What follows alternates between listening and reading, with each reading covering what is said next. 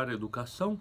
Bom dia, boa tarde, boa noite, dependendo de quando você estiver vendo esse episódio. Em segundo lugar, bem-vindo ao canal Preso na Língua para um episódio da série Et in Arcadia Ego, na qual eu, Fernando Morato, procuro discutir um pouco alguns dos aspectos do movimento arcádico que, na minha opinião, é nodal para a compreensão da cultura e da poesia brasileiras como um todo. Há várias questões ainda mal compreendidas sobre o que foi e o que significou o movimento arcádico, e uma das mais complicadas é a questão do nacionalismo. O nacionalismo, que foi um critério extremamente importante para a cultura e para os críticos culturais do século XIX, os românticos, ele existe, mas existe de uma maneira muito diferente quando a gente pensa nos séculos pré-românticos. E todo o movimento arcádico está colocado nos séculos pré-românticos, na cultura pré-romântica. Pois bem, quais são os problemas que essa leitura nacionalista coloca? Um primeiro problema sério, mas superficial, é a questão das imagens colocadas nos textos. Boa parte dos autores dos séculos 17, 18, 15, 16, que foram lidos pelos autores do século XIX na chave nacionalista, foram valorizados por aquilo que eles mostravam de nativismo, por aquilo que eles mostravam de nacionalismo. Um exemplo muito claro é o Uruguai, do Basílio da Gama, um poema que abertamente fala sobre os índios e, óbvio, os românticos leram esse poema como uma grande mostra de quanto o Basílio da Gama já intuía a nacionalidade. Fizeram uma leitura prospectiva, olhando de trás e tentando enxergar no Basílio da Gama raízes, sementes daquilo que eclodiria nos séculos seguintes, mais precisamente na obra deles próprios. Pois bem, outro exemplo é o do meu querido Silva Alvarenga, que no poema intitulado O Templo de Netuno diz: amor, puro amor do pátrio ninho me chama. É um poema que descreve a viagem que o Silva Alvarenga fez de Lisboa para o Rio de Janeiro. E o foco sempre foi colocado em cima desse amor, esse puro amor do pátrio ninho, do ninho natal, do ninho da minha pátria, do mesmo jeito que o poema A Gruta Americana também sempre foi lido naquilo que ele tem superficialmente de elementos que apontam para a natureza brasileira. O próprio Tomás Antônio Gonzaga, que é recriminado pelo Almeida Garrett no curso de literatura portuguesa, o Almeida Garrett lamenta que os pastores da Marília de Dirceu vejam flores europeias e não flores brasileiras, vejam animais europeus e não animais brasileiros. Mesmo o Tomás Antônio Gonzaga foi valorizado pelas mínimas imagens que apareciam na Marília de Dirceu, apontando para esse suposto nativismo. Pois bem, esse é um nível de se preocupar com as coisas. Eu, pessoalmente, acredito que a gente tem que ler esses elementos com uma pequena desconfiança, com um pequeno grão de sal. Afinal de contas, o puro amor do pátrio ninho no poema do Silva Alvarenga surge onde? No Templo de Netuno. E vamos combinar, o Templo de Netuno não é exatamente uma imagem nacional. É uma imagem, muito pelo contrário, universal. É uma imagem do universo intelectual que era aceito pelos autores cultos da Europa pré-moderna. Isso eu acho que está mais ou menos nítido. Podemos discutir um pouco mais desses aspectos lá para frente. Eu gostaria de falar sobre a importância da submissão desses elementos nacionais à dinâmica internacional, mas vamos por parte. Então, um primeiro aspecto seria esse.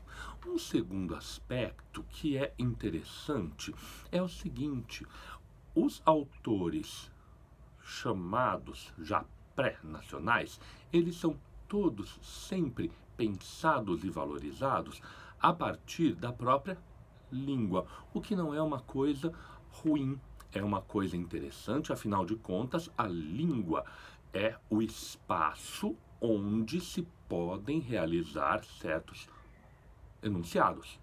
Os enunciados dos séculos 16, 17, 18 foram feitos na mesma língua que os enunciados dos séculos 19, 20. Por isso, as simetrias, as autorreferências são fundamentais. Agora, é uma coisa interessante que uma discussão muito séria feita ao longo do século XIX, aqui no Brasil, em jornais, um autor português que vivia no Rio de Janeiro, um jornalista português, José da Gama e Castro, ele discute um pouco certo nacionalismo exagerado que procurava ver em autores nascidos no Brasil ao longo dos séculos 17 e 18 algo de brasileiro, e o argumento dele é: mas a literatura não é um país. A literatura é uma língua. A gente fala de literatura espanhola, não de literatura argentina. A gente fala de literatura francesa, não de literatura antiliana. A gente fala de literatura portuguesa, porque a língua é a portuguesa e não brasileira ou moçambicana. É claro que os desdobramentos posteriores a esses anos 1850, quando essa discussão está acontecendo, foram bastante diferentes, e hoje não parece um absurdo para ninguém falar em literatura argentina, colombiana, mexicana, em lugar de literatura espanhola, lato sensu. Do mesmo jeito que as literaturas angolana, moçambicana, cabo-verdiana, brasileira adquiriram cidadania no mundo das letras.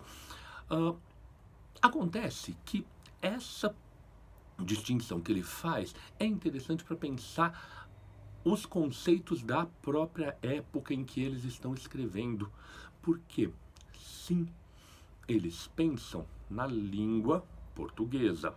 Agora, na verdade, a gente precisa pensar um pouco mais amplamente, porque a língua portuguesa não é, de modo geral, a dominante. Não é, de modo geral, a língua de referência. Vamos lembrar que esses autores todos são autores que escrevem sim em português, mas leem constantemente em latim. Na verdade, eles traduzem diretamente do latim um monte de imagens e um monte de versos que compõem as suas poesias. Eles leem, sem problema nenhum, o italiano. Eles leem com fluência os franceses, ignoram solenemente os alemães. Um ou outro tem conhecimento de inglês. E essas coisas são importantes para pensar que, na verdade, os autores do século XVIII, principalmente, que são os que me interessam, os autores do século XVIII são, mais do que autores nacionais, são autores transnacionais. A Arcádia é um movimento transnacional, translinguístico. Ao escrever, eles não estão pensando, eles estão pensando no seu público imediato, mas estão pensando num público ideal que é também um público de outras línguas. Um dos casos mais evidentes é o do Cláudio Manuel da Costa, que escreveu tanto em português quanto em italiano. Não era raro nessa época se escrever ainda em latim. E vários autores do século XVI, principalmente em Portugal, preferiram escrever em latim a escrever em português. Isso tudo faz com que a gente comece a refletir um pouco e repensar por que seria necessário submeter artistas que tinham voluntariamente uma ambição transnacional a um conceito reduzidamente nacional. Por outro lado, isso também gera um problema técnico de estudo. Por quê? Se a gente está analisando poesia de verdade e não simplesmente uma abstração de poesia, a gente precisa necessariamente olhar para ela na língua em que ela foi escrita. A questão ambígua, complexa, que eu estou querendo colocar aqui, é que a língua em que ela foi escrita muitas vezes não é a língua em que a poesia foi concebida. Ela foi concebida numa língua, essa sim, abstrata, que é a língua da própria Arcádia, a língua dos referenciais, das imagens, para usar uma terminologia incorreta, mas fértil, a língua dos memes, como pretendia o Richard Dawkins, a língua das unidades que vão se autorreplicando e construindo um universo de referências. Eu acredito que essa perspectiva pode, na verdade, abrir o leque, abrir os nossos horizontes, fazer com que a gente pense muito mais referências, gêneros, imagens, cruzamentos de dados, do que ficar simplesmente num debate de imagens imediatas, de imagens superficiais. Os Árcades celebraram com frequência a América, mas a América deles não é uma América vivida e experienciada com os olhos livres, como eu gostaria de dizer, por exemplo, um Oswald de Andrade, que a poesia é ver com olhos livres. Não, a poesia, na verdade, é um óculos que é usado, e esse óculos de cultura se impõe à realidade como ela está. E, na verdade, esse óculos cria a realidade. Por isso, a ideia de nacionalismo acho que pode ser útil desde que a gente entenda qual que é a nação a qual os Árcades sentem pertencer. Não é a nação pós-século XIX.